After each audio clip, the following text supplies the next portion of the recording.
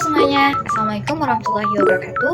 Kembali lagi dengan saya, Amina dengan NIM 22053056. Pada video kali ini, saya akan membahas mengenai siklus akuntansi perusahaan jasa, di mana siklus akuntansi perusahaan jasa merupakan suatu kegiatan yang saling terkait dan tidak dapat dipisahkan.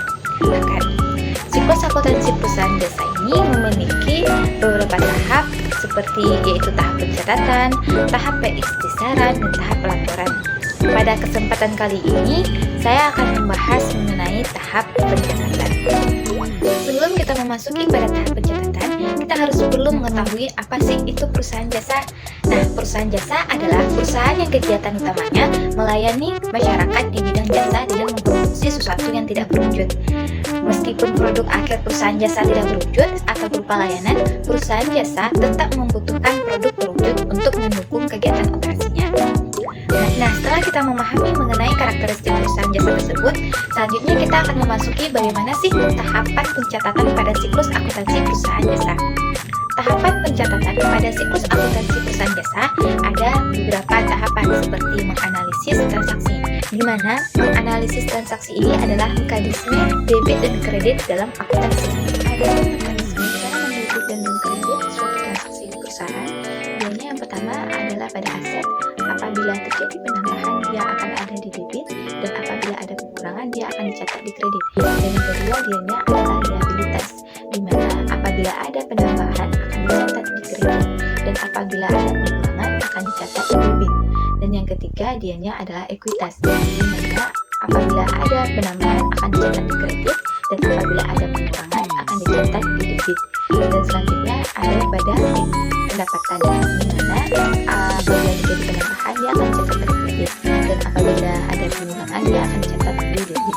Dan selanjutnya dianya adalah beban, di mana apabila terjadi penambahan akan dicatat di debit, dan apabila ada terjadi pengurangan akan dicatat di kredit.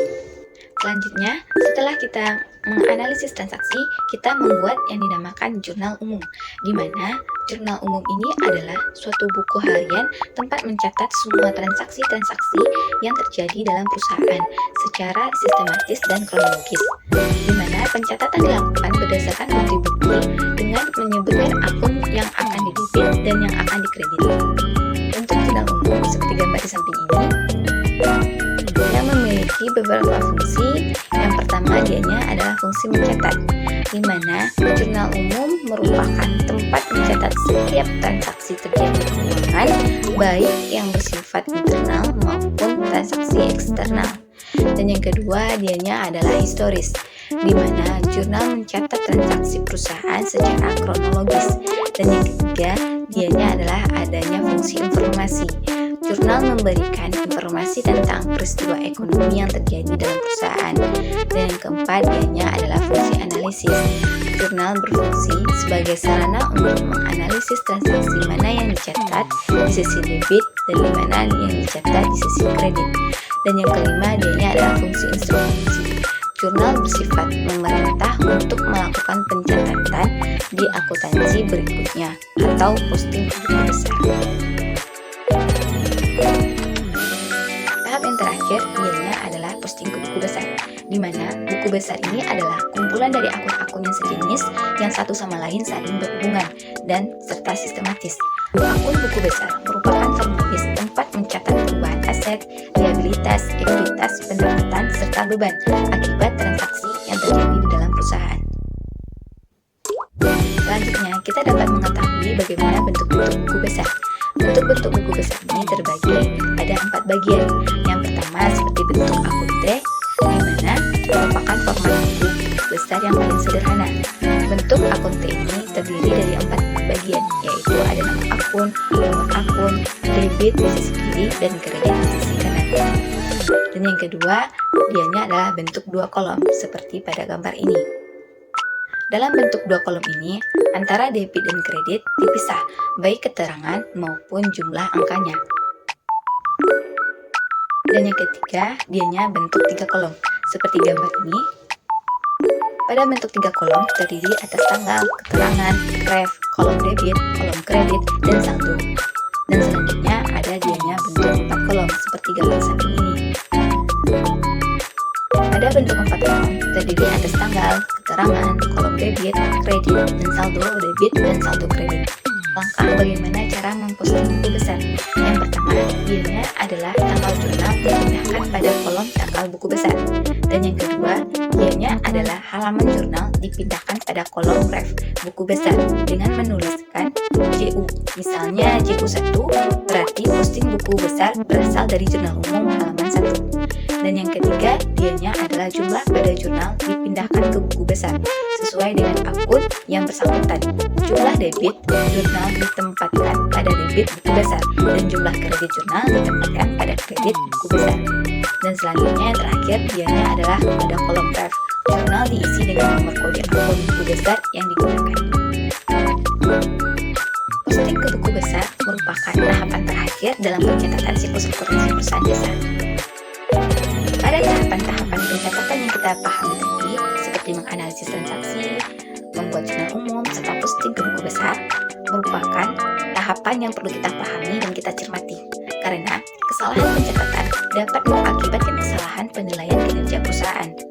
Oleh karena itu, diperlukan ketelitian dan kecermatan dalam proses pencatatan, agar informasi akuntansi yang diperoleh merupakan data yang akurat.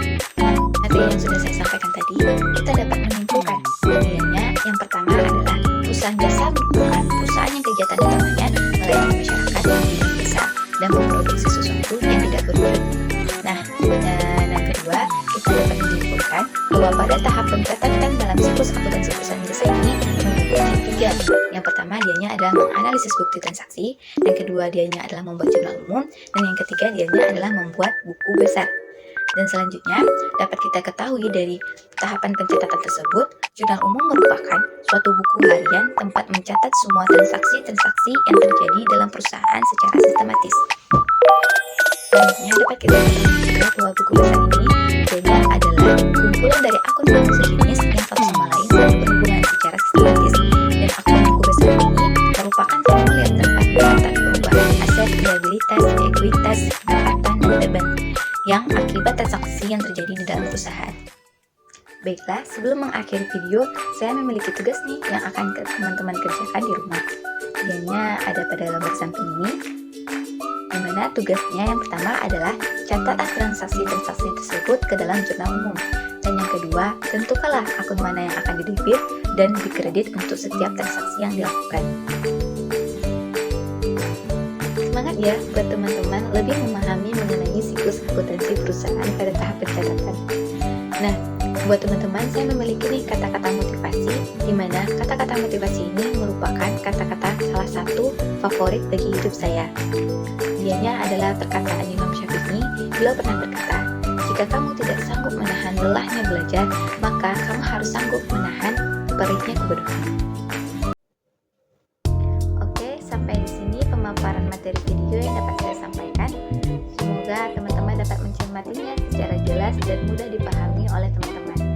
Wassalamualaikum warahmatullahi wabarakatuh.